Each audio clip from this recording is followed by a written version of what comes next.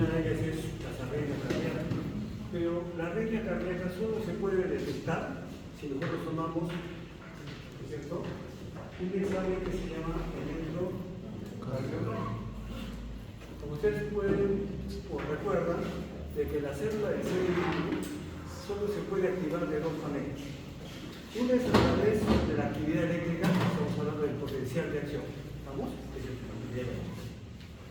Y la otra es a través de sustancias químicas como son hormonas o neurotransmisores, ¿estamos?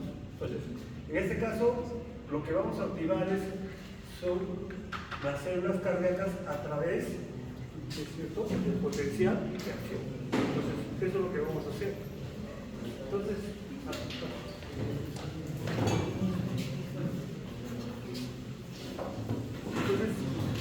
el concepto que vamos a ver ahora de electrocardiografía viene a ser simplemente la gráfica de la actividad eléctrica del corazón.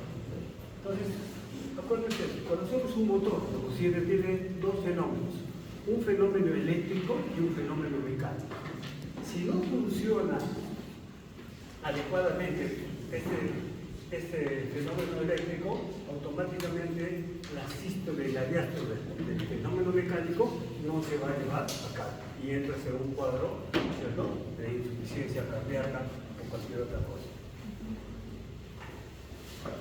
Entonces, vamos a tratar, digamos, la idea de que si yo quiero ver si mi cerebro funciona bien, la actividad neuronal es a través de esas, lo que estoy hablando, la actividad eléctrica. Entonces, si yo quiero ver si es que este paciente tiene una disritmia cerebral o pues una epilepsia, entonces le pido un electroencefalograma.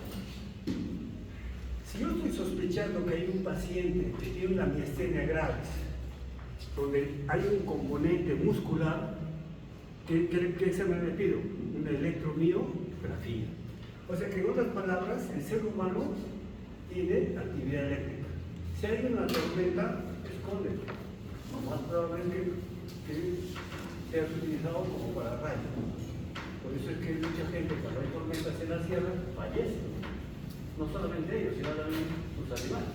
Así que hay que tener cuidado. Muy bien. Entonces, vamos a hablar sobre el electrocardiografía. Este es un electro normal. Yo lo primero que tengo que ver es que esta gráfica tiene que tener 12 derivaciones. Entonces, yo rápidamente tengo que mirar 12 derivaciones. Cada uno de estas ondas positivas, angostas, viene a ser un latido cardíaco. ¿Estamos?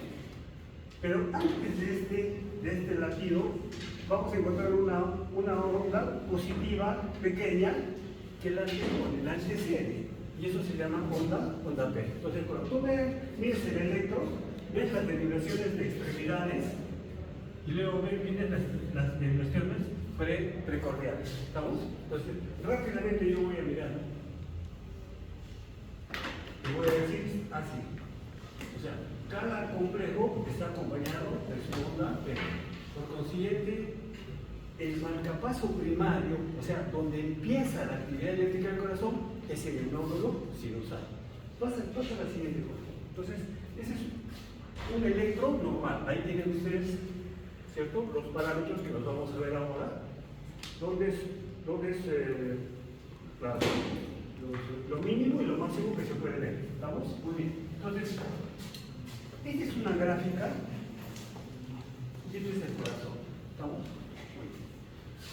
El nodo sinusal viene a ser justamente en las crestas terminales, justo en la desembocadura de la cava superior como la cava inferior. Es un pequeño nódulo irrigado por la primera rama de la arteria coronaria derecha, se llama la primera auricular. Este nodo sinusal tiene un potencial de acción mucho más rápido que los otros, o sea, que rápidamente llega a su potencial umbral. ¿Por qué? Porque tiene como potencial de reposo las células del nodo sinusal menos 40. En cambio, las otras células tienen menos 80. O sea que para que puedan llegar al umbral es más difícil. Por consiguiente, el hecho de que tengan un potencial de membrana más cercano a cero hace de que se despolarice más rápidamente que el demás. Una vez que se inicia en el nodo sinusal el estímulo eléctrico, hay otro tejido aquí alrededor. Después vamos a ver. Es un tejido donde ya hay en la aurícula, ya no solamente es el nodo, sino en la aurícula, y ese se llama el tejido sino-arterial o sino-auricular. Arterial significa aurícula, ¿estamos? ¿Cierto? Entonces ya tenemos otro tejido. Una vez que viene el estímulo del nodo sinusal, pasa a través de la aurícula primero derecha. Entonces tiene unos haces, anterior, medio, posterior. Estos haces van a despolarizar la aurícula derecha. El haz anterior se va a dividir en una rama, que es la rama de Baussmann, que vamos a ver después, que va a ir a despolarizar ese haz a la aurícula izquierda. Entonces, en conclusión, el estímulo empieza en el nodo sinusal, pasa a través del tejido sinoatrial y recién a través de los haces, la aurícula derecha la despolariza y a través de un haz anterior, la aurícula izquierda. Ahorita vamos a ver eso. Una vez que se despolarizan ambas aurículas, tenemos una gráfica. Eso viene a ser la despolarización. Tenemos una gráfica que es la onda P. Una vez que se despolarizan las aurículas, pasa al nodo aurículo ventricular. Es un nódulo que se encuentra no exactamente entre las aurículas y los ventrículos, sino está un poco por encima de la válvula mitral, el cúspide, perdón. Por consiguiente, el nodo auriculoventricular está por encima, ¿no?, del ventrículo derecho. Una vez que van al nodo sinusal, el estímulo se frena. Tan rápidamente como empezó, se frena en el nodo auriculoventricular. Y luego pasa a través de las de His. ¿Para qué se le empiece el estímulo eléctrico? Porque si ustedes recordarán, tú tienes la sístole y la diástole. En la diástole tienes llenado rápido, llenado lento y contracción auricular. Entonces lo que quiere hacer eso es que se vayan llenando los ventrículos en el llenado rápido, llenado lento, y que dé tiempo a que las aurículas también se puedan contraer. O sea que el paso del estímulo a través del nodo AB y haz de His, su propósito es de que las aurículas se puedan contraer adecuadamente y darnos el gasto cardíaco que necesitamos para que pueda funcionar el corazón. ¿Estamos? Muy bien. Una vez que pasa a las de His, ahí aparecen dos ramas. Una rama que es la izquierda y una rama que es derecha. La derecha es derecha y la izquierda se divide en dos, una anterior y otra posterior. Una vez que van a toda la parte del ventrículo, hay una parte final que se llama el sistema de Purkinje. Una vez que aparece en el sistema de Purkinje, ahí terminó el estímulo. Ahí se paralizó todo. Y nuevamente vuelve a hacer otro estímulo a la vez del nodo sinusal. O sea que una vez que ya viene el complejo, automáticamente vuelve nuevamente a circular. Nunca puede hacer de otra manera. Termina en los ventrículos y vuelve al nodo sinusal. Ese es el. Entonces, el nodo sinusal por consiguiente se llamará marcapaso primario. Es el que va a primar sobre todo. Es el que nos va a dar a nosotros la frecuencia y lo que nos va a dar también el ritmo. ¿Ok? Puede ser los normales entre 50 y 70, unos hablan entre 60 y 100, pero el de 50 y 70 es el reposo. Ahorita nos tomamos con un oxímetro a toditos, no vamos a encontrar el reposo. A menos que alguien esté en simpático, vamos a encontrarlo por encima de los 70, ¿estamos? Yo cuando tomo un electro al paciente, está echado, yo tomo el 90, digo, tiene. Yo siempre tomo un promedio, ¿no?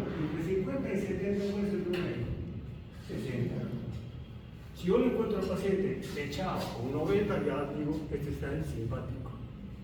Porque el corazón, ¿qué cosa es? ¿Una víscera? Bueno, ¿Quién lo maneja? El sistema neurovegetativo. ¿Quién maneja el sistema neurovegetativo? La inteligencia emocional. No más. No existe otra cosa. Nos han engañado tantos años. No existe otra cosa. O eres simpático o eres parasimpático, tratándose una disciplina. ¿Estamos? Y si eres voluntario, tendrás sistema piramidal o extrapiramidal. No hay otro. Son dos sistemas. La inteligencia intelectual y la inteligencia emocional. Muy bien. Entonces, una vez que ya hemos terminado con eso es lo que nosotros le llamamos un ciclo cardíaco. ¿Cuánto dura un ciclo cardíaco? Si el minuto tiene 60 segundos, por consiguiente tendrá 60 ciclos. Cada ciclo será sístole y diástole, porque son fenómenos mecánicos. ¿Vamos? Cuando tú eres joven, las aurículas que son más pequeñas, aurículas o orejas, te proporcionan el 20% del gasto cardíaco. Y el 80% son los ventrículos. La pregunta viene así: ¿por qué un paciente de edad, cuando tiene fibrilación auricular, llamémoslo así, hace insuficiencia cardíaca? Y no es así cuando tú tienes una persona joven. Tú tienes 20 años, haces fibrilación auricular y sin embargo no entras en insuficiencia cardíaca. ¿Por qué?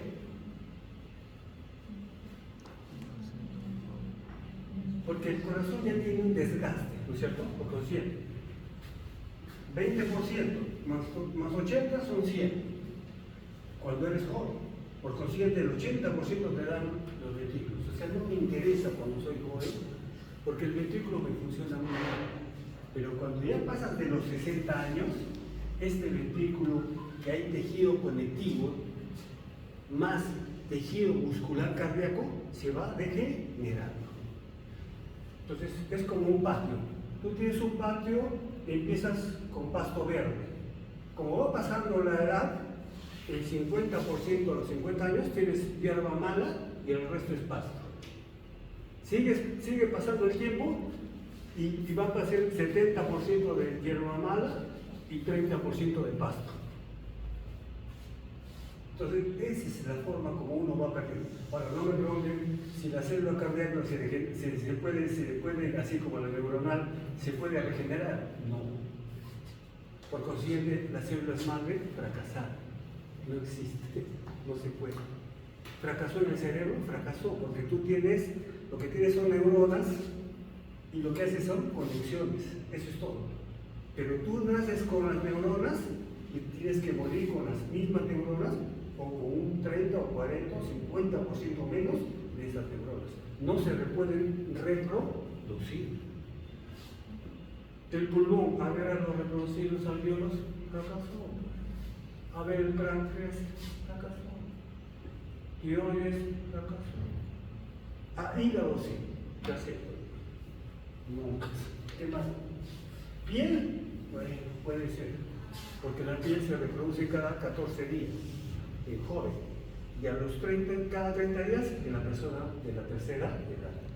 Dime un joven que no salga a correr, todos. Dime uno de la tercera edad que salga a correr, ninguno. ¿Por qué? Porque ya tiene cierto grado de insuficiencia cardíaca. ¿Y es por qué? Porque el compliance del ventrículo izquierdo se ha roto. En otras palabras, la actividad eléctrica del corazón es muy importante para que pueda funcionar la sístole y la diástole, tanto auricular como ventricular. Y eso significa gasto cardíaco. ¿Estamos? Perfecto. ¿Para qué más nos sirve eso? Porque nos va a dar la frecuencia y el ritmo con el cual debe de funcionar el corazón. ¿Te das cuenta? Muy bien. ¿Para qué más nos sirve ese nodo sinusal? Si ese nodo sinusal fracasa, automáticamente el fenómeno eléctrico fracasa. Por consiguiente, tiene que ser reemplazado a través de un marcapaso cardíaco externo. Por favor, pónganlo así. Acá nuevamente, para que ustedes puedan ver que nos ha hablado, ¿no? Este es justamente el marcapaso primario, llamémoslo ahora marcapaso primario, no sinusal, ¿no es cierto? Esta es una una rama posterior, es una rama media y una rama anterior, que tiene una rama que se llama la rama de Gaussmann, que va a la aurícula izquierda. Por consiguiente, una vez que empieza el estímulo en el marcapaso primario, primero se despolariza la aurícula derecha y después la aurícula izquierda. Y eso nos va a dar una gráfica que es la onda P. Entonces, si yo veo la onda P, diré que la primera fase es la aurícula derecha y la segunda fase es la aurícula izquierda. ¿Estamos? Muy bien. Una vez que se despolarizan, le dan tiempo a que el estímulo de las aurículas quede estacionado en el nodo AB y haz de His. ¿Para qué? Para que se puedan contraer las aurículas y terminemos ya la fase diastólica del ventrículo de ambos ventrículos. ¿Estamos? Para eso necesitamos eso. O sea, si hay un bloqueo AB de primero, segundo, tercer grado, ¿cómo estará el fenómeno mecánico? Alterado. De repente el ventrículo ya está ¿qué se llama? Contrayéndose en sístole y recién la aurícula nos está ofreciendo su sangre. O sea, va a haber una contraposición ahí. Y esa falta de coordinación se llama sincronización. Entonces tendrán que haber el término de sincronización interauricular, sincronización aurículo-ventricular, sincronización interventricular y sincronización intraventricular. O sea que las 16 o 17 paredes del ventrículo tienen que contraerse de la misma manera. Ahora van a encontrar un diagnóstico que se llama asincronía cardíaca. ¿Qué utilizas aquí? Un síncrono. Este aparato, que es igualito que el marcapaso, va a sincronizar lo que les estoy mencionando. Que las aurículas y los ventrículos funcionen al mismo tiempo. Muy bien, una vez que viene, no se olviden que ese tejido, una vez que viene este tejido y se mete al nodo AB, aparece el haz de His y luego, en un corto trayecto, tiene que haber este trayecto, recién se estimulan los ventrículos. ¿Quién se estimula primero, el ventrículo derecho o el ventrículo izquierdo? Porque las aurículas ya hemos visto que primero la aurícula derecha y después la aurícula izquierda. En los ventrículos, ¿cuál es el que se contrae primero? Acuérdense, una vez que se llenen los ventrículos de sangre y aparece al final de la diástole de la contracción auricular, se contrae el ventrículo, cerradas las válvulas, tanto aurículos ventriculares como las sigmoideas. ¿Quién abre primero? Acuérdense, todo lo que es derecho abre primero y todo lo que es izquierdo abre después. ¿Quién abre primero? Las sigmoideas pulmonares. Por consiguiente, el ventrículo derecho tendrá que abrirse y empezar su sístole. ¿Estamos? Miren este tejido al final del sistema Purkinje. Este tejido, así como la endometriosis, he visto que puede crecer tejido endometrial en otras partes que no sea endometrio, y eso se llama endometriosis. Son los llamados cólicos menstruales. Por alguna razón ha crecido un tejido, igual es acá. Este tejido especializado, que es diferente al resto del tejido, puede crecer un poco más. Y en vez de que pase por el nodo AB, como debería pasar, por eso se llama marcapaso secundario, puede pasar de una aurícula al ventrículo, y eso se llama el síndrome de preexcitación. Imagínense que nace un tejido de aquí y se va de frente al ventrículo derecho. O que nace de aquí y se va de frente al ventrículo sin pasar por el haz de His. O sea, va a examinar y va a estimular los ventrículos. Y eso sí. ¿Se acuerdan del síndrome de Wolff-Parkinson-White? Es ese. Es un tejido aberrante que nació como aberrante y estimuló los ventrículos sabiendo de que tenían que pasar por el marcapaso seco. ¿Vamos? ¿Ya lo hemos entendido? Entonces, cuando hagamos arritmias, ya vamos a entender por ese, cómo es este. Hay que decir, los síndromes, síndrome de Guillain-Barré, síndrome que se llama de Boyd, una serie de síndromes de James, que simplemente son tejido aberrante, que deberían de respetar el nodo AB y no respetó, sino que creció y se fue a otro sitio. ¿Estamos? Muy bien. Ya estamos bien en el tejido. La pregunta es, ¿sabes? El tejido de conducción eléctrica, porque está marcapaso primario, nódulo AB, haz de His y ramas, derecha e izquierda. Si tú tienes un bloqueo de rama derecha o un bloqueo de rama izquierda, ¿habrá sincronización? No hay una sincronía. Por eso que los que tienen bloqueo de rama, hay que ver si es que hay sincronía o no sincronía. ¿Vamos? Pero del ventrículo derecho y del ventrículo izquierdo, ¿quién es el que mantiene las funciones vitales? El ventrículo izquierdo.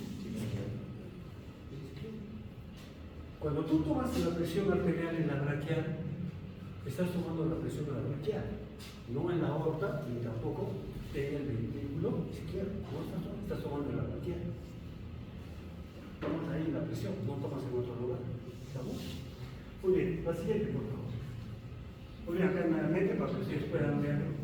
Y si a alguien le gustan los nombres, ¿no es cierto? Anterior de Weissman, el intermedio, internodal medio de Wernicke, el internodal posterior de Torel. Entonces pongo Torel, no tengo que poner acá. Pero ya sabemos que del marcapaso primario salen tres haces. Uno posterior, uno medio y uno anterior. Y el anterior se divide en una rama o más hacia el lado izquierdo. Y ese se llama el Weissman. ¿Estamos? La siguiente, por favor. Ahí está. Que va directamente hacia la aurícula izquierda. No sé por qué, pero a mí me apasiona la anatomía. O sea, yo tengo una idea que ahí está el problema. Que no hemos hecho muy buena anatomía. ¿Y por qué? Porque yo les estoy enseñando como residentes, no como pregrado. Les estoy enseñando como residentes. ¿Y es por qué? Porque cuando tú salgas a hacer tu internado, vas a responder mucho mejor que un pregrado. ¿Estamos? Vamos a tratar de ver si es que es cierto mi hipótesis. Ya veremos. Porque yo es probablemente el último año que enseño, después de 30 años, y me gustaría, ¿no?, hacer algunas innovaciones, y una de ellas es esta, ¿no? Enseñarles más de lo que ven, para ver que si en un momento determinado lo lean y lo puedan entender. Porque lo que necesitamos es que entiendan, no necesitamos que memoricen, necesitamos que entiendan. Esa es la situación. ¿Estamos? Muy bien, entonces es lo mismo acá. La siguiente, por favor. Acá es para que vean las características del tejido pudil. Es un tejido especializado, muy diferente al músculo cardíaco. Es diferente. Tiene unas diferencias desde el punto de vista de su potencial de acción. La siguiente, por favor. Ahí nuevamente, para que ustedes puedan ver que el marcapaso primario le llaman nodo sinusal con el gate feedback. Al Torel, al Wendelbach y al nodo auriculoventricular le llaman nodo auriculoventricular de Tawara, Dachshund Tawara. ¿A quién le gusta? Pues? Aquí es la rama anterior de la de Weissman, que es a la aurícula izquierda. Este tejido que va a la aurícula izquierda se puede pasar acá. Estos tejidos de acá se pueden pasar acá. ¿Qué se puede? Por una razón crecerá, y aparecen famosos taquicardias supraventriculares, ¿no? Muy bien, las ramas derecha e izquierda apegis. Entonces, acá tenemos el marcapaso secundario. Y después vamos a ver por qué le decimos secundario. Porque si falla el primario, usamos el secundario. Por supuesto, temprano no, frecuencia. ¿Cómo calculas tú la taquicardia límite? O sea, ¿hasta dónde tú puedes un carro acelerar? En este caso es el corazón. Entonces, ¿cuánto es la frecuencia? ¿Cuál es el voltaje de la luz, 220 menos la edad, ese es tu taquicardia. Ya pónganse, ustedes tienen 20 años. 220 menos la edad, 20 serían 200. O sea, yo a ustedes los meto a una baja y los aumento hasta 200. Ahí no va, porque si no, fundes motor, haces un paro o algo. Entonces nunca vas a funcionar a 200, 80%, o sea, 180. Entonces tú cuando vas al gimnasio vas mirando ahí que tú puedes ir hasta 180 con mucha facilidad. Pero veamos uno de la tercera edad. 220 menos 60, ¿cuánto es? 160. Ya, ese es su taquicardia límite, ¿eh? Pero como él no puede trabajar ahí, entonces bajará a 120. Entonces, a ese de 60 años le dice, ¿saben qué? Su frecuencia cardíaca, señor, o su ejercicio cardiovascular debe ser a 120 latidos por minuto. Entonces ya sabemos sacar la taquicardia, ¿no es cierto? Límite, ya sabemos. ¿Cuál es la frecuencia cardíaca en reposo? Entre 50 y 70. Acuérdense, entre 50 y 70. Promedio, 60. Ya después vamos a poner un nombre por debajo o por arriba. Y luego, cuando tú estás en actividad, tu actividad normal puede ser entre 60 y 100. ¿Cuál es la frecuencia cardíaca de una embarazada? Entre 80 y 90. Si yo veo que está por encima de 90, algo está pasando. Puede haber una infección urinaria o algo que te ponga en estrés. Acuérdense de adrenalina, nada más. Eso es todo lo que necesito que se acuerden. Adrenalina y corticoles. Adrenalina y corticoles. Eso es todo lo que hacemos. Muy bien, entonces les he traído, para los que les gusta, los nombres. ¿Ya? No les voy a poner el nombre. Pero por lo menos, no ha hecho taguada, ya saben que sea del nodo A, ¿no? Paciente, por favor. Acá nuevamente para que ustedes puedan ver, ¿cierto?, que la despolarización de ambas aurículas nos da una onda P. Ahora, esta onda P, ¿cierto?, tiene un pequeño segmento. ¿Por qué? Porque es el nodo AB más haz de His, y luego viene la despolarización de ambos ventrículos, onda P. Entonces ahí tenemos la onda Q, la onda R y la onda S, que viene a ser simplemente el complejo QRS. Ahora tú dirás, pero doctor, en el electro yo no veo Q. ¿Es por qué? Porque el primer vector de despolarización, pues eso es lo que nosotros llamamos vectografía. No quiero meterlo, pero bueno. La vectografía viene a ser el conjunto o la dirección de un grupo de células que se despolarizan. ¿Estamos? Entonces, por ejemplo, las aurículas, miren las aurículas. ¿Dónde empieza? En la aurícula derecha. Entonces, el vector auricular es de arriba a abajo, de derecha a izquierda.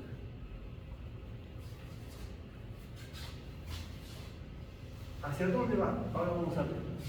Es de 2 con ABR, o sea, entre 30 y 60 grados, más 60 grados. Ese es el rango auricular. ¿Estamos? ¿Cuál es el vector ventricular básico? El primer vector es este, el que va hacia arriba, del centro hacia arriba. Esa es la onda R. El segundo vector, que es la onda R, es la más grande. Ese es este. Y el tercer vector, que viene a ser la onda S, viene a ser hacia atrás. Por consiguiente, primer vector Q, segundo vector R, tercer vector S. Complejo Q, R, S. Ahora, en una persona que no hace ejercicio, automáticamente el primer vector no va a tener. Por consiguiente, solo tendremos R y S. ¿Estamos? Ahora vamos a ver las nomenclaturas. Recontra fácil. Solamente recuerden eso. Entonces, cuando yo veo Q, R, S, allá veo un primer vector, segundo vector y tercer vector. El primer vector viene a ser el centro, que va hacia arriba. El segundo vector va desde el punto del nodo AB hacia abajo. O sea, los dos ventrículos viene a ser la sumatoria de la corrección de ambos ventrículos. Y el tercer vector viene a ser la base del corazón hacia atrás. ¿Estamos? En todos los eventos vamos a ver solamente R y S, no onda Q. Solamente en los deportistas se ve onda Q. En los que tienen miocardiopatía hipertrófica, pues vamos a ver onda Q. ¿Vamos? Muy bien. Entonces, la pregunta es, ¿no? Si se despolariza, ¿dónde se repolariza? Entonces, la despolarización de ambas aurículas está inmersa dentro del complejo QRS. Está allá adentro. Como es más grande los ventrículos que las aurículas, por consiguiente se ve más la imagen, ¿no es cierto?, del complejo ventricular que de la auricular. Entonces yo te voy, ¿no? La repolarización auricular, ¿en dónde se encuentra? Punto J, intermedio QRS, y la respuesta es, está inmerso dentro del complejo QRS. Muy bien, una vez que se despolarizan los ventrículos, ¿dónde se polariza? En la onda θ. ¿Vamos? ¿Tienen alguna pregunta? Esto se llama vectografía. Este segundo vector puede estar normalmente entre menos 30 y más 90. Hay unos autores que dicen más 100. Pues eso van a entender, ¿no? Menos 30 más 100. Yo digo, vector ventricular, que pongo entre 60 y 90, entre 30 y 40, no. Entonces, ya hemos quedado es que entre 30 más 90. Ya hemos quedado. ¿Sí? Tú vas a otro sitio y te dicen, no, nosotros hemos quedado en 120. Pero nosotros hemos quedado que sea entre ese. ¿Por qué? Porque la literatura que hemos leído es esa. Por eso es que ahora todo es con literatura. Muy bien, entonces, ¿está entendible? ¿Lo han entendido? ¿Está bien?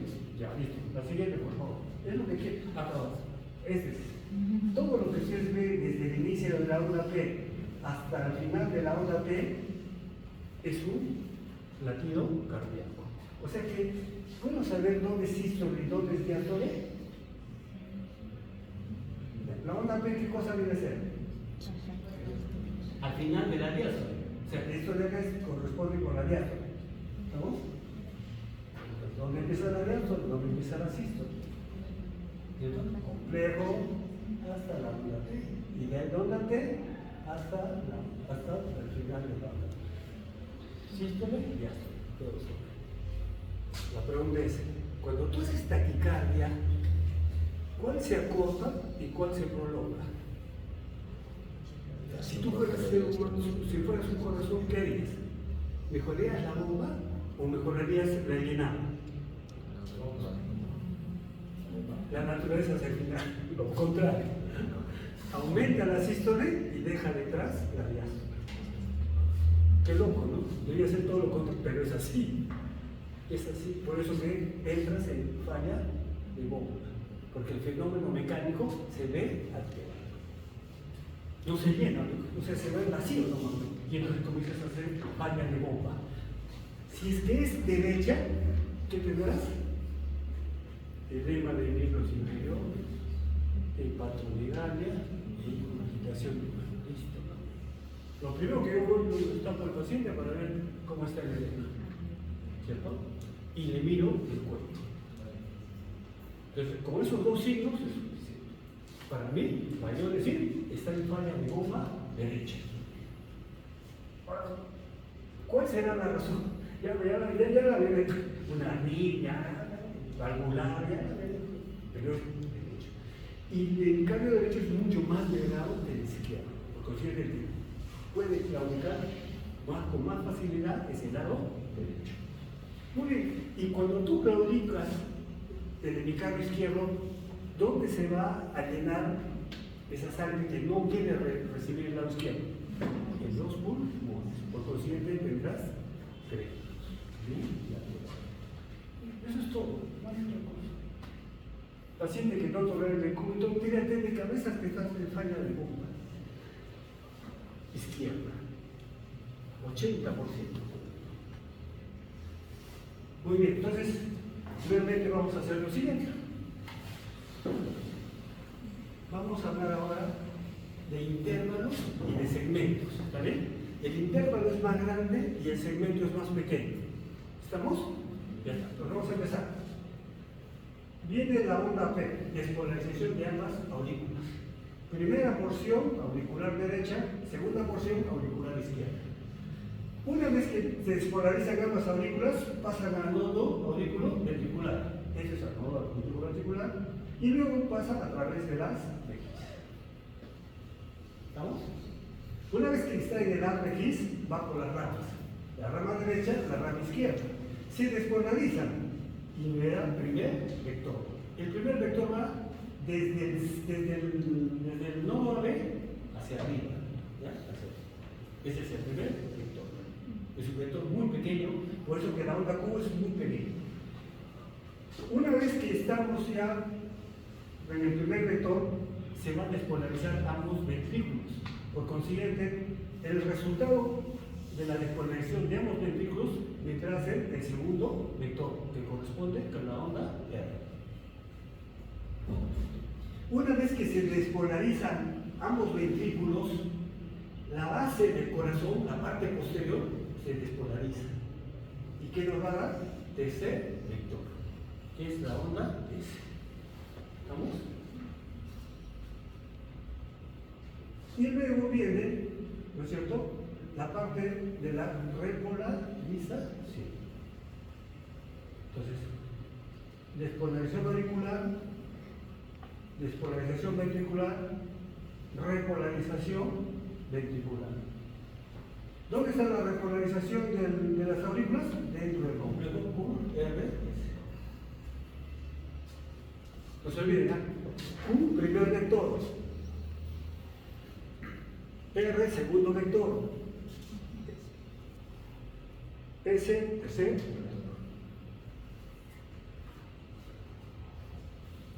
Entonces acá tenemos.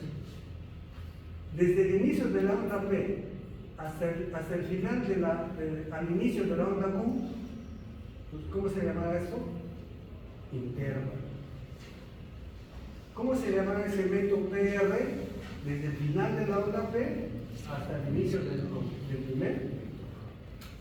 Y eso tendrá, ¿no es cierto?, un valor. Y ese valor lo vamos a ver después. Solamente quiero que vean. Entonces acá viene así. Entonces acá ya tenemos el primer intervalo, PR. Al inicio de la onda P y al inicio del primer vector o onda Q. ¿Estamos? Ya está, ya tenemos uno. Ya tenemos también el intervalo QRS, acá tenemos el segmento PR. Luego tenemos el punto J, no se olviden, al final de la onda S aparece el punto J. Y este punto J, ¿por qué es importante? Porque nos va a hablar sobre una lesión o un infarto agudo de miocardio, ya sea hacia arriba o hacia abajo. Entonces el punto J es importante. Y el punto J va bien nivelado al intervalo o al segmento PR. ¿Estamos? Una vez que viene la despolarización de los ventrículos, viene ya un intervalo. Y el segmento S. Segmento ST es punto J, inicio de la onda T. Intervalo ST es al final de la onda QS y al final de la onda T. Por consiguiente, la onda U viene a ser un potencial tardío. Esto lo vamos a ver después. Se ven gente joven, pero eso puede desencadenar una arritmia cardíaca. Se llama potencial tardío. Eso vamos a ver después. Muy bien, entonces ahí tenemos segmentos internos. Los segmentos y los intervalos es lo que estamos hablando a través del diámetro y el voltaje. Entonces, cada uno de estas ondas tendrá su voltaje. ¿Dónde vas a ver mejor la onda P? ¿En qué derivaciones? En B2 y B1. Después vamos a ver eso. ¿Te das cuenta? Entonces yo digo, quiero ver la onda P bien. Entonces, ¿sabes qué? Hazte un B2 o un B1 lado. Entonces, de esa manera yo voy a mirar bien la onda T. ¿Dónde quiero ver la onda T? Allá, en precordiales.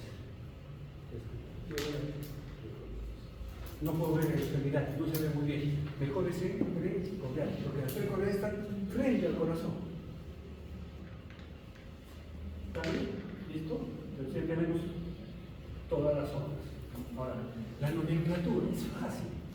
Entonces, la onda P viene a ser la despolarización de ambos orígenes. ¿Estamos? Perfecto. Dice, después del segmento PR, toda onda negativa se llamará Q. Después del segmento PR, toda onda negativa se llamará Q. Puede ser pequeña, Q pequeña, o sea, minúscula. Si es una Q un poquito más grande, que sobrepasa un tercio de la onda R, le llamaré Q mayúscula. ¿Estamos? Toda onda negativa después del segmento PR se considera como onda Q. Toda onda positiva después de la onda Q se llamará R. Si es grande, R mayúscula. Si es pequeña, R minúscula. Si se dobletea, se llamará R'. Otra vez. Toda onda, después de una onda positiva, aparece una onda negativa, se llamará S. Y de acuerdo al tamaño de la onda R, yo le llamaré S mayúscula o S minúscula. ¿Estamos? Yo le calculo más o menos un tercio. Hay unos que hablan que la onda R corresponde al ventrículo izquierdo y la onda S corresponde al ventrículo derecho. Luego de la onda S, o sea, el punto J, viene el segmento ST. Eso es muy importante, ¿por qué? Porque ahí vamos a ver alteraciones a nivel de calcio. Ya estamos entrando en el potencial de acción.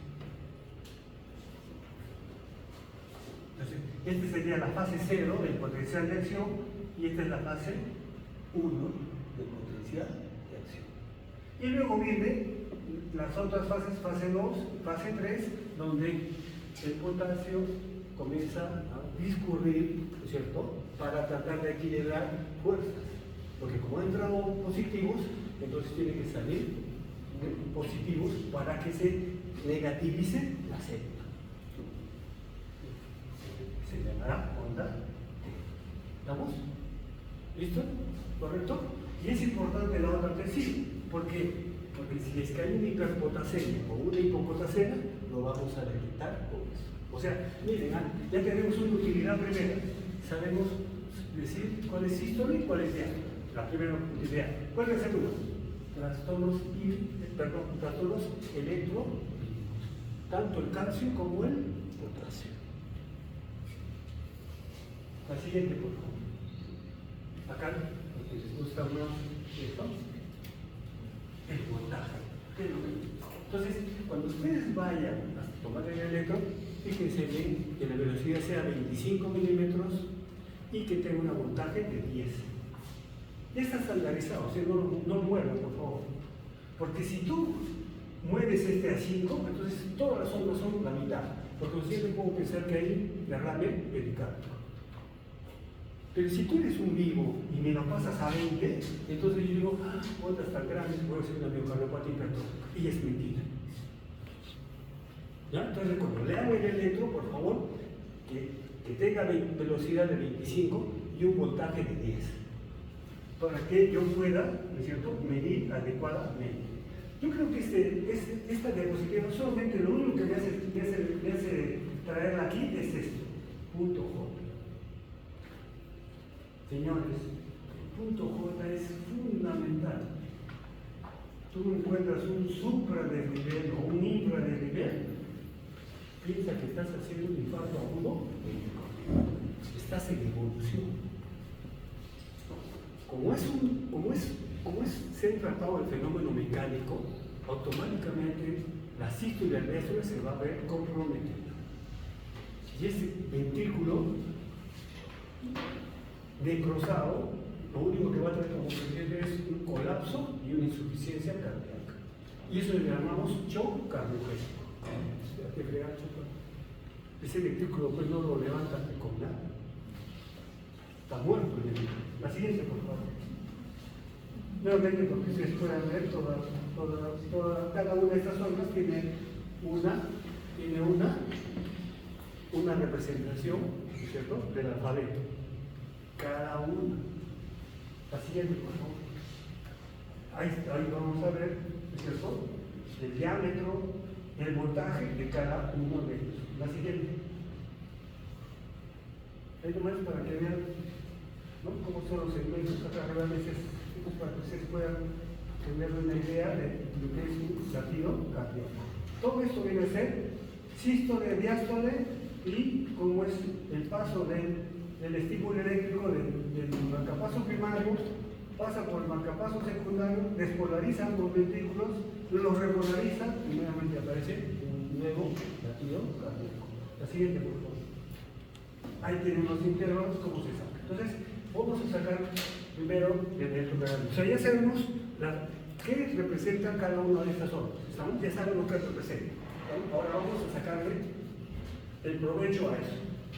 Entonces, cuando yo veo un electrocardiograma, yo lo primero que tengo que ver es si está en ritmo sinusal o no ritmo sinusal. Entonces tú puedes poner así, ¿no?, nombre, apellido, todo, descripción. Entonces, descripción. Primero, pones ahí ritmo sinusal, que te parte sí o no.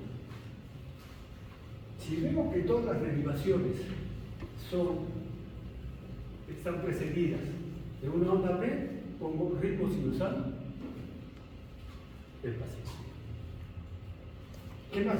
Voy a ver si es regular o no es regular. Entonces poner regular, irregular o regular. ¿Cómo? ¿Qué más? Si todas las ondas son positivas o no son ondas positivas. ¿Y en qué no son negativas? Entonces en la onda P, en todas las derivaciones son positivas a excepción del QRS. Entonces cuando tú vas a ver en el ABR, vas a ver que todo es negativo, tanto en la onda P como el QRS. Muy bien, entonces vamos a ver.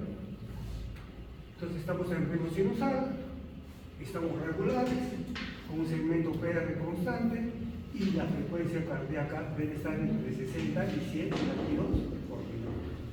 La siguiente, por favor. Ahí para que vean ustedes cómo es la despolarización, o sea, despolarización más rápida, ¿no?, que los demás segmentos. Cuanto más se alejen del marcapaso primario las células, su repolarización es mucho más, ¿cierto?, más prolongada. ¿Y cuál es la razón? Imagínense que el ventrículo tenga esta despolarización. O sea, se despolariza y se repolariza rápido. Se polariza y se entraría en detalle. Y ahí no. O sea, el hecho de que tú tengas una repolarización mucho más prolongada al alejar de esos ventrículos significa que nunca vas a entrar en un estado de contracción. Por si un calambre, ¿qué cosa es? Un calambre muscular. Es una contracción muscular repetida. Eso hace de que el corazón no entre en ese estado. Solo el sistema de Purkinje, el sistema del tejido eléctrico tiene este tipo de despolarización. El resto está prolongado. ¿Y para qué? Para que no entre en despolarización. Esa es la razón. Muy bien, sigamos la siguiente. Acá ya tenemos, ¿no es cierto?, los intervalos con sus valores. Eso tiene que, ¿no es cierto?, revisar un poco. Yo, por ejemplo, un intervalo PR de 0,16 a 0,20, o sea, mejor lo dices así, o lo dices en número de cuadraditos, o lo dices en milisegundos. ¿Estamos? Ya. 5 cuadraditos, ¿cuánto vendría a ser? Si cada cuadradito es 0,04, serían 0, serían 5 cuadraditos. Pues 5 cuadraditos corresponden con 60 latidos por minuto, o sea, 0,20. Y 0,12, o sea, 3 cuadraditos, corresponde con una frecuencia cardíaca de 100. O sea que el intervalo PR está en relación con la frecuencia cardíaca. Después vamos a ver el intervalo. El QT también tiene que tener relación, porque una de las causas de muerte súbita, ¿cuál es? El síndrome de Brugada, el síndrome de QT largo, el QT corto y la miocardiopatía hiper. ¿Cuáles son las causas de muerte súbita? ACV hemorrágico, infarto agudo miocardio masivo, tromboembolismo pulmonar y neumonía típica. ¿Con qué se ha muerto? Neumonía típica. Escogió una serie. Escoja, usted escoge los cuatro. Neumonía típica. Vas a morir por ahogamiento. Un tromboembolismo pulmonar. Es más, yo creo que es más obvio. Creo que es más digno morir así, ¿no? Entonces, hijo, ¿por qué ese viejito salió del banco con su cheque y no se murió? Papá, puede ser, hace vengo, le da un infarto cardíaco así, tromboembolismo pulmonar. De repente el viejito sale al inicio de su neumonía típica o coronavirus y se fallece. ¿Cuáles son las causas del paro cardíaco eléctricas? Síndrome de Brugada. Eso vamos a ver. Acuérdense. QT largo, QT corto y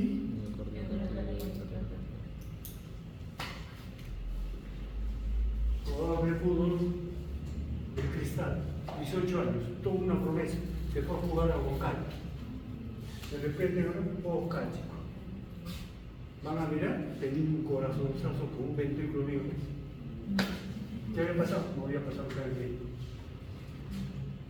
Ni siquiera le tomaron un electro. Ni siquiera le tomaron una grafía de todo.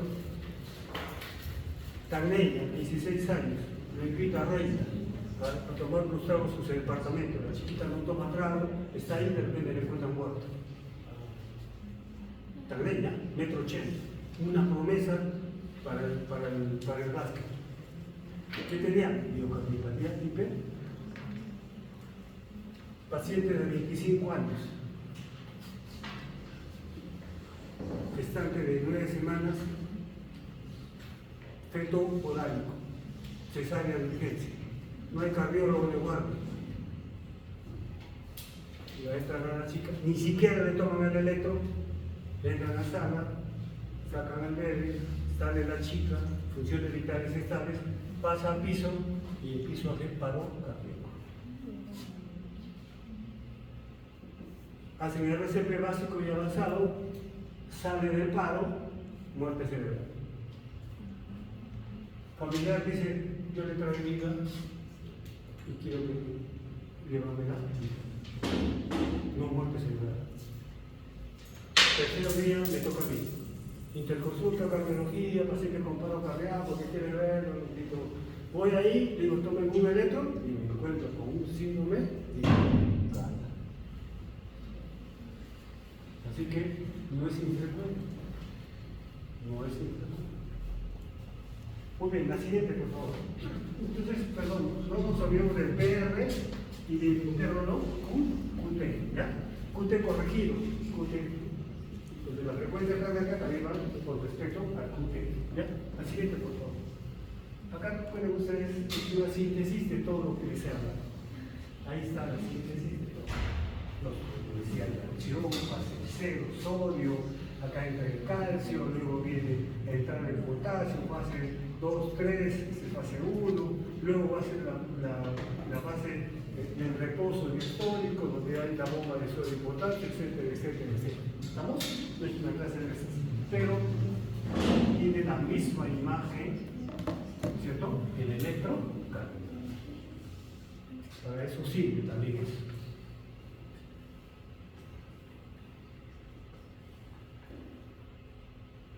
La siguiente. Esos son para ver simplemente cómo ha sido distribuido las derivaciones de extremidades en un plano frontal. ¿Estamos? Entonces, cuando tú lees un electro ya está estandarizado. O sea, tú simplemente lo único que tienes que poner son los electrodos en su lugar. ¿Estamos? Nada más. Una vez que pones los electrodos en su lugar, entonces tú apretas un botón y automáticamente comienza a registrar el electrocardiograma. Y lo primero que van a ver es en números romanos de 1, de 2, de 3. Luego vendrá el lado derecho, ABR, luego vendrá ABL y luego vendrá AB. Ya tienes las. Entonces yo para sacar el eje en el plano frontal, entonces me fijaré en las derivaciones de extremidades, ¿ya? Tanto de la aurícula como de los ventrículos. Y para eso debo tener vectografía. ¿Estamos? Ahí te lo puedo enseñar. Pero tú me dirás, y el eje anteroposterior también tiene eso. Eso le he agregado. Eje anteroposterior, muy bien, entonces vamos a ver, esta es las derivaciones precoordinadas. La siguiente, por favor. Acá tenemos, ya les he puesto, ¿no? Empezamos como si fuera un reloj, 3 de la tarde, y este que vendría a ser 4, 5, 6 de la tarde. ¿Cómo? Es un reloj.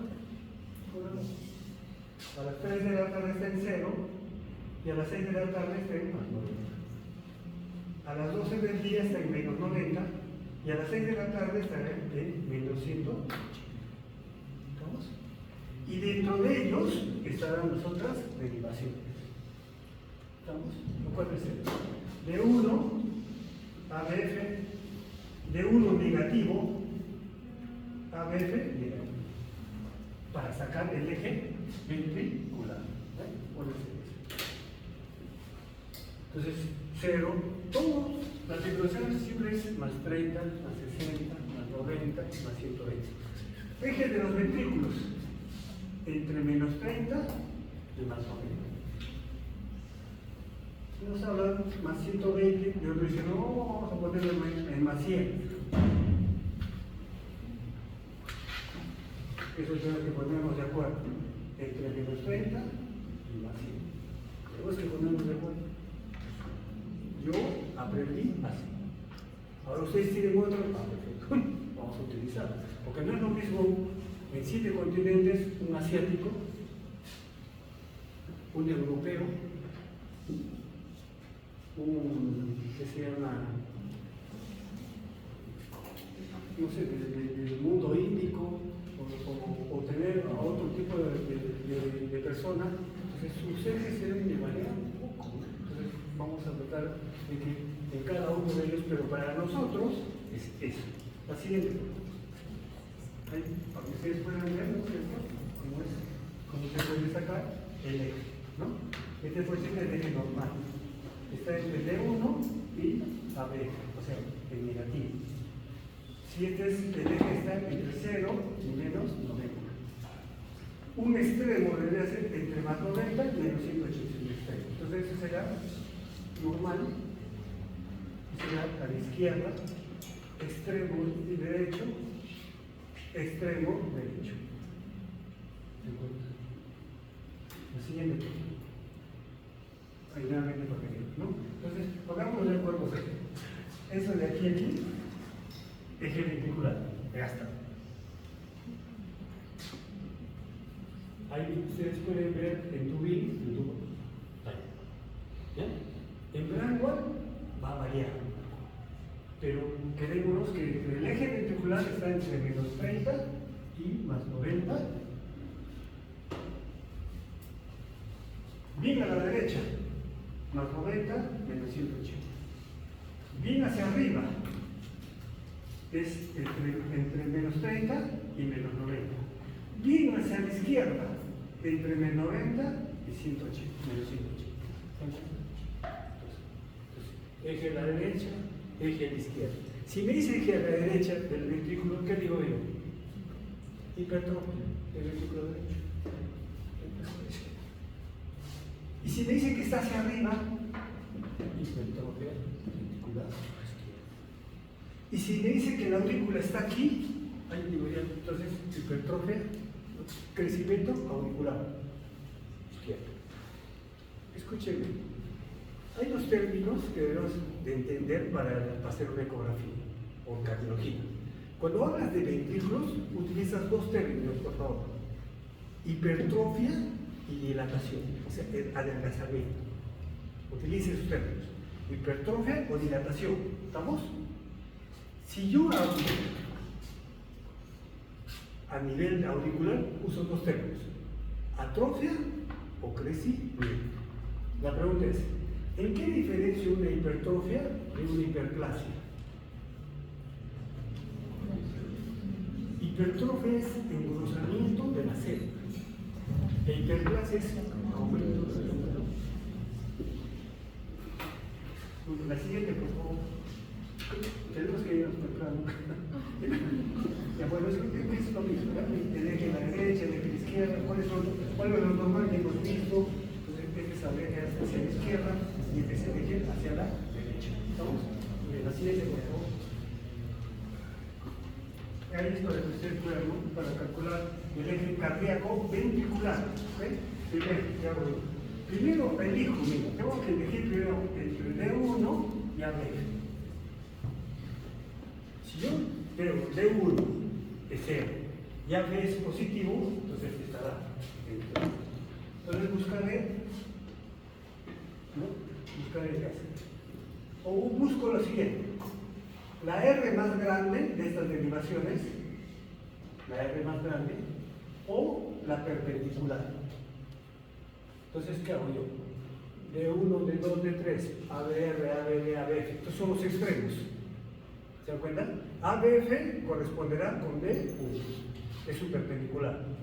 Si la isodifásica es en ABF, el eje estará en 0 grados. Si la isodifásica está en D1, el eje estará en más 90 grados. ¿Ya? O busco la R más grande o la isodifásica, busco super.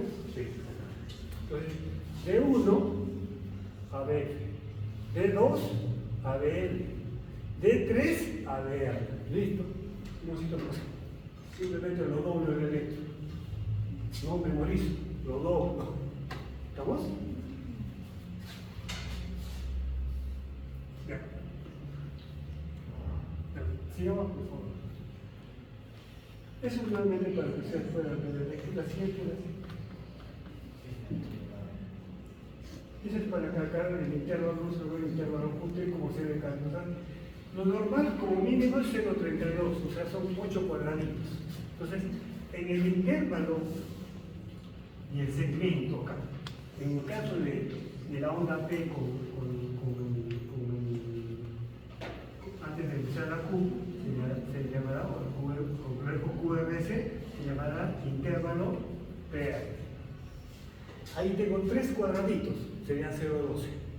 Eso corresponde a 100 latidos por minuto.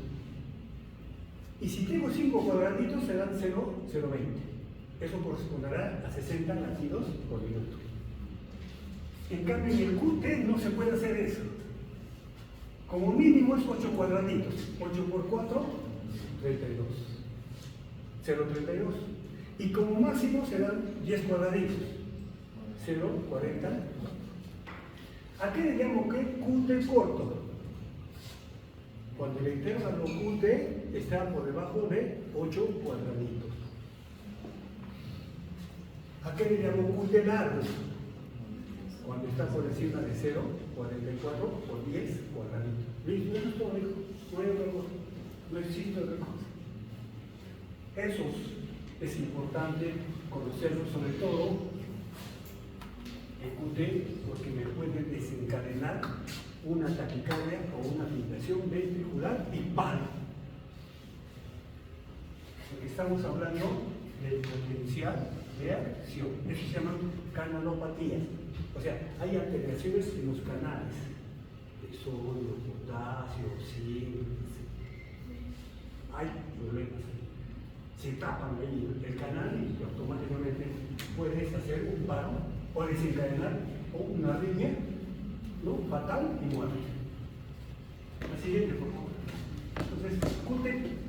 buscan en internet y pues Cúter corregido. Entonces ahí le ponen ahí cuál es la frecuencia y la distancia en cuadraditos del RIR. Y hay que saber cero.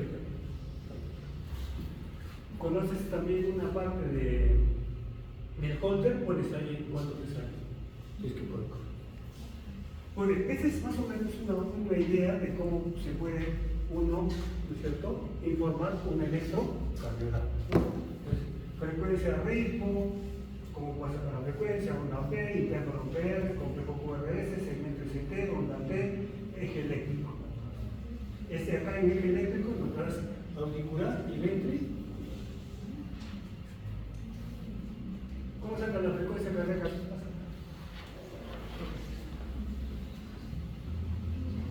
Así.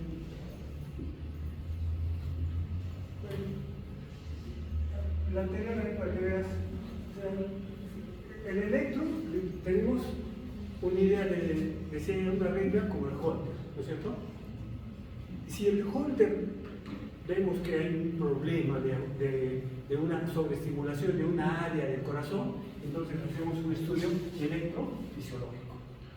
Al hacer el estudio electrofisiológico vemos cómo el marcapaso primario, el secundario, el haz de registro se estimula. Pero también vemos que a los costados se está estimulando algo. Entonces, ¿qué hago? Lo quemo. Y eso se llama ablación. Quemo eso y listo. Ya no desencadenas ninguna arritmia cardíaca. ¿Estamos? La siguiente es para que vean cómo va el catéter hasta el corazón. La siguiente. Estas son las indicaciones del estudio electrofisiológico. La siguiente. Bueno, esa es la automotriz. ¿Alguna pregunta? ¿Tienes hora? 3 y cuarto. ¿Ah? 3 y cuarto. 3 y cuarto. Yo creo que queda ahí nomás. ¿Estamos? Pues ya sabemos cómo un electrocardiograma. Esto de aquí es para que ustedes vean que cómo es la frecuencia cardíaca del corazón. Un poquito. Grábalo después. ¿Ya? Vean cuál es la frecuencia cardíaca. Yo encuentro 45 latidos. ¿Dónde está el marcapaso primario? Este es el marcapaso secundario. Está en 38. Está en 24.